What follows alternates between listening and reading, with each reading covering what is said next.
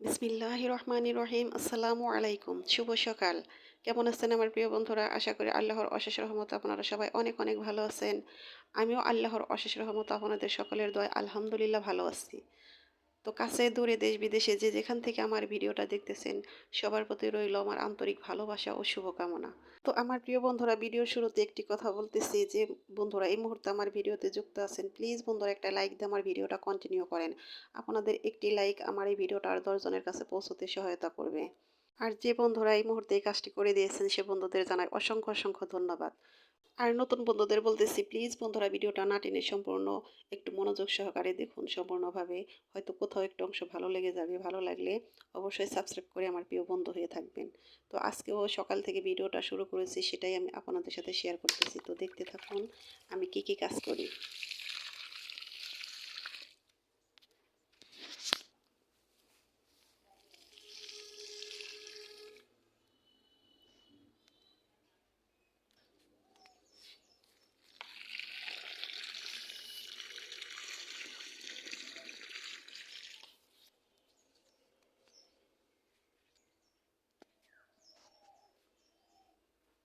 এই তো এইটা হলো আমার শখের পান গাছ। পান গাছে এখন আর নতুন পান সহজে আসবে না, তো তারপরও গাছটার অনেক যত্ন নিতে হবে।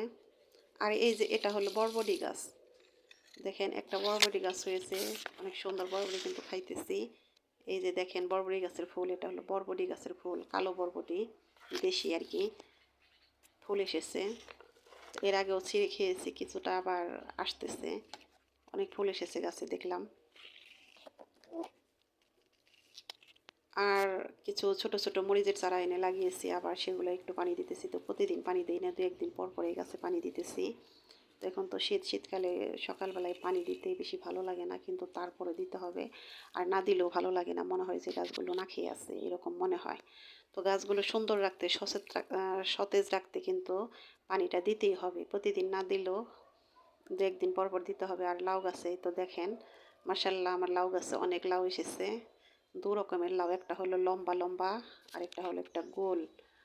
তো একটা লাউ এর আগে খেয়েছি, আর কয়েকটা 5-6টা লাউ এসেছে আবার গাছে। আবার এই তো দেখেন বেগুন গাছে বেগুনও এসেছে। আর এই যে লেবু গাছ, আমার অনেক সাধনার একটা লেবু গাছ। এই লেবু গাছে 12 মাসই লেবু থাকে, লেবু আমার কিনে খেতে হয় না, একটার পর একটা থাকেই লেবু। এখনও গাছে অনেক লেবু আছে। তো ভিতরের ওগুলো তো আর আমি আপনাদের সাথে দেখাতে পারলাম না, সামনের ওগুলো দেখালাম আর কি। আর এই তো মরিচ গাছ, মরিচ কোনো শেষ নেই। আলহামদুলিল্লাহ অনেক অনেক মরিচ, খেয়ে অনেক ভালো লাগতেছে। মরিচ তো কেনাই হয় না, এই মরিচ দিয়ে আমাদের চলে যাইতেছে। তো সকালবেলা বাসি কাজ করে এসে তারপরে সকালের হালকা পাতলা নাস্তা সেগুলো করব। তো আজকে এমনিতেই বেশি ভালো লাগতেছে না, মনটা বেশি ভালো লাগে না। তো প্রতিদিন তো আর মন একরকম থাকে না, তাই না? তো মনের সাথে মিল রেখেই কিন্তু কাজেরও একটা পরিচয় পাওয়া যায়। যদি মনটা ভালো থাকে তাহলে কিন্তু কাজ করতেও ভালো লাগে, সব কাজ করতে ভালো লাগে। আবার কিছু কিছু সময় দেখা যায় যে মন খারাপ আছে, কিন্তু ওই খারাপ নিয়ে কাজ করলে ওই তালে তালে মনটাও ভালো হয়ে যায়। তো আমি সেরকমভাবে আজকের দিনটা আমি কাটাইতেছি। তো বাসি কাজ করার পর, নাস্তা করার পর, তারপরে কিছু কাপড় ছিল সেগুলো ধুয়ে এনে শুকাতে দিলাম। আজকের রোদটা তেমন একটা ঝলমলে না, তারপরে দিলাম। তারপরে আবার দুপুরে রান্না আছে, তো এগুলা করতেছি। আস্তে আস্তে মনটা ভালো হইতেছে। তো কি রান্না করব সেটাই ভাবতেছি। তো মাছ মাংস এগুলা, মাংস তো অনেক দিন ধরে খাওয়াই হইতেছে না। মাংস ছেলেকে বলতেছে যে একটা মুরগি নিয়ে আসো ফ্রিজে, মাত্র গরুর মাংস আছে, আর কোনো মাংস নেই। তো ছেলেও আনতেছে না, আলসেমি করতেছে। তো মাছও ভালো লাগে না, তো ছোটো মাছও খাওয়া হয় না অনেক দিন ধরে, বড় মাছও ভালো লাগে না। তো ভাবতেছি আজকে আলু ভর্তা, ডাল, আর হলো বাড়িতে এই যে যে ধইনা পাতা গাছ আছে এগুলার ভর্তা করব। এগুলার মরিচ বাটা কিন্তু আমার কাছে খুব ভালো লাগে। আর চিংড়ি মাছ দিয়ে হলো কচু পাতার ভর্তা করব। আলু ভর্তা, ডাল আর এই 2 রকমের ভর্তা, এগুলাই করব আজকে, এগুলাই খাবো। এগুলোই হলো আজকের খাবার। তো বাজারে যে ধনিয়া পাতাগুলো পাওয়া যায় ওগুলো কিন্তু মরিচ বাটা খেয়েছি আমি, ওগুলো একটু মজা লাগে না। জানি না ওগুলো দেশি না বিদেশি, কোন জাত বুঝি না। ধনিয়া পাতার কিন্তু সেন্ট থাকে অন্যরকম, কিন্তু এবার যে ধনিয়া পাতা খাইতেছি আমি কোনো সেন্টই পাইতেছি না। তার চেয়ে মাসাল্লাহ আমার এই ধনিয়া গাছগুলোই অনেক ভালো। তো আজকে আমি এগুলার ভর্তা করব। তো তার জন্য এই তো পেঁয়াজ, রসুন, কাঁচামরিচ এগুলো আগে ভাইজা নিতেছি। এগুলো ভাজা হয়ে গেলে তারপর এক এক করে আমি সব ভেজে তারপরে ভাগ ভাগ করে বেটে নেব। তো সবই আছে ভিডিওতে, দেখতে থাকুন। তো সাদামাটা রান্নার গল্প আর কি করব। তো আমি তো গৃহিণী, বাড়ির মধ্যেই থাকি। তো বাড়ির মধ্যে থেকে আমি যা কিছু করি সেগুলি আমি আপনাদের সাথে শেয়ার করি, তুলে ধরার চেষ্টা করি। তো আমি এক্সপার্টভাবে আপনাদের দেখানোর জন্য আলাদাভাবে কিছুই করি না। ওইরকম করে করা হয় না, করতেও পারি না। তো এই তো দেখেন, এই যে ধনিয়া পাতাগুলো আবার দিয়ে দিলাম। ওগুলো এখন ভালো করে একটু লবণ দিয়ে সিদ্ধ করে নেব। তো পেঁয়াজ আর রসুনের যে একটা রস, সেটাই আমার কড়াইটার 12টা বেজে গেছে। দেখেন কেমন, তারপরে ধুইতেছি না ওইটার মধ্যে, কারণ ওইটা উঠতেছে না এটার সাথে। এই কারণে ভাবতেছি যে এভাবে এটাকে ভাজবো। তো আমার কিছু প্রিয় আপুরা আছে, রান্নাবান্না শেয়ার করেন, দেখি রান্নাবান্নার ভিডিও এত ভালো লাগে, অনেক ভালো লাগে আমার সেগুলো দেখতে। তো আমি তো সেরকমভাবে পারি না। আমি একটা সাদামাটা মানুষ। আমার কথা বা রান্নাবান্না হয়তো অতটা পারফেক্ট হয় না। সত্যিই পারফেক্ট হয় না। তাদের কথার কাছে, তারপরে রান্নাবান্নার কাছে আমার এই কথা, আমার এই ভিডিও কিছুই না। তো আমি যেরকম, আমি সেরকমই করি, সেরকমভাবেই আপনাদের সাথে দেখাই। তো এই তো দেখুন, কচু পাতাটাও সিদ্ধ দিয়েছি। তো কচু পাতা দিয়ে এই চিংড়ি মাছের ভর্তাটা কিন্তু আমার কাছে খুব ভালো লাগে। তো আমার মতো কে এরকম ভর্তা খেতে পছন্দ করেন অবশ্যই কমেন্ট করে জানাবেন। তো ডাল আর আলু ভর্তা সেটা আগে হয়ে গেছে, সেটা আর আমি আপনাদের সাথে শেয়ার করতেছি না।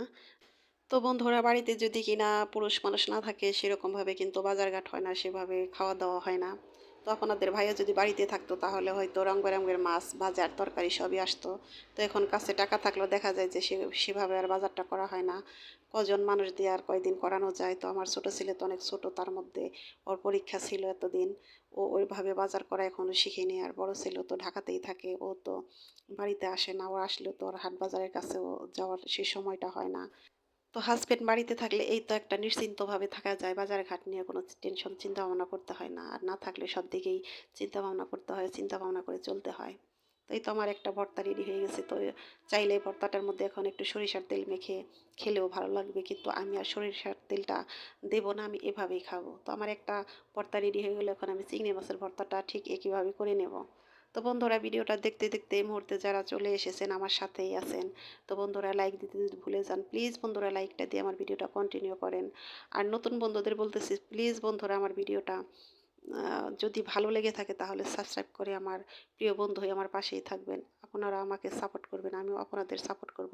আমরা কেউ একে অপরকে সাপোর্ট না করলে এগোতে পারবো না, এগিয়ে যাব না। তো আমরা সবাই সবাইকে সাপোর্ট করব, সবাই সবার প্রিয় বন্ধু হয়ে থাকবো ইনশাআল্লাহ। তো সব নিয়ম মেনে আমরা সবার ভিডিওটা দেখার চেষ্টা করব। আর বন্ধুরা, কমেন্ট অবশ্যই করবেন। আপনাদের একটি কমেন্ট পড়লে কিন্তু আমার আরেকটা ভিডিও বানাতে মনের ভিতর অনেক উৎসাহ জাগায়, ভালো লাগা কাজ করে। তো বন্ধুরা, আমরা একে অপরকে অবশ্যই সাপোর্ট করব ইনশাআল্লাহ। তো বন্ধুরা, আমার কথাতে হয়তো অনেক ভুল আছে, ভুল হয়েছে, সে ভুলগুলো প্লিজ ক্ষমা সুন্দর দৃষ্টিতে দেখবেন। তো আজকের মতো এখান থেকে আপনাদের কাছে বিদায় নেব। আপনারা সবাই ভালো থাকেন, সুস্থ থাকেন। আল্লাহ হাফেজ। আসসালামু আলাইকুম।